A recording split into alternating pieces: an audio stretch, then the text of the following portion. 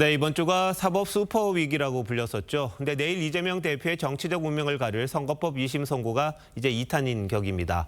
뉴스 더 코너에서 사회부 법조팀 정준영 기자와 함께 더 얘기 나눠보겠습니다. 자, 정 기자, 1심 재판에서 이재명 대표가 유죄로 인정됐던 발언이 뭐였습니까? 이 대표는 대장동 의혹이 대선의 쟁점이던 2021년 12월 네 군데 방송에 나가 고 김문기 씨를 몰랐다는 취지의 발언을 해서 문제가 됐습니다. 검찰은 김문기 씨를 성남시장 시절엔 몰랐다. 경기지사가 되고 공직선거법으로 기소가 된 이후에 알게 됐다. 김문기 씨와 골프를 치지 않았다는 발언을 허위 사실이라고 했습니다. 마치 제가 골프를 친 것처럼 사진을 공개했던데 제가 확인을 해보니까 전체 우리 일행 단체 사진 중에 일부를 떼내가지고 이렇게 보여줬더군요. 조작한 거죠. 그런데 1심 재판부는 이 가운데 골프 관련 발언만 유죄라고 봤습니다. 이 대표가 국정감사에서 했던 백현동 부지 용도 변경이 국토부 협박 때문이란 발언도 유죄라고 판단했습니다. 자, 근데 2심 재판에서 역시 이 발언들을 놓고 양측에서 치열한 공방이 벌어졌던 거죠?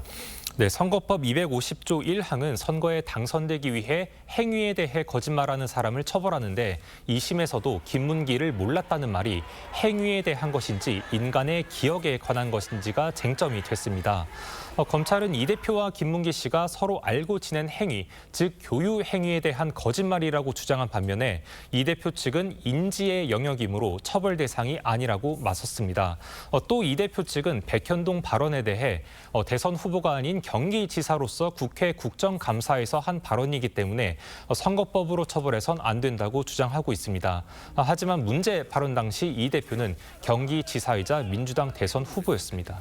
자, 이 대표 측이 변론하는 방식에 대해서도 좀 이야기가 있었죠?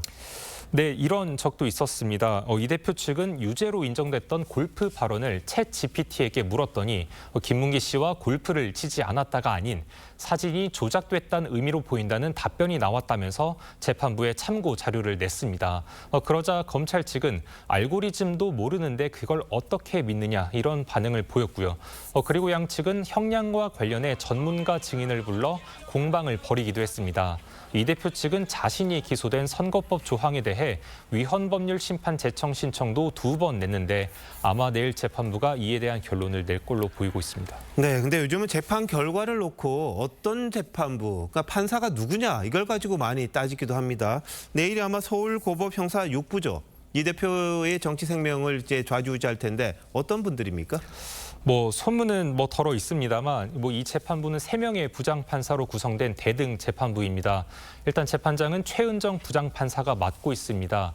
주심인 이해슬 부장판사는 대법원 재판연구관 출신이고 연수원 기수가 가장 높은 정재우 부장판사는 법원 행정처 기획조정심의관을 지냈습니다. 여권에서는 일부 판사가 진보적 성향이다 이런 관측도 나왔지만 법원 동료들 사이에선 조용히 일 열심히 하는 사람들이란 평가가 나옵니다. 이 재판부는 지난해 6월 조국 아들 인턴 확인서 관련 허위 발언으로 재판에 넘겨진 최강욱 전 의원에게 1심과 마찬가지로 벌금 80만 원을 선고했습니다. 그리고 지난해 12월엔 고발 사주 의혹을 받는 손준성 검사장에게 1심 유죄를 뒤집고 무죄를 선고했습니다. 네, 내일 재판 결과 나오면 정 기자 또 자세히 전해주세요.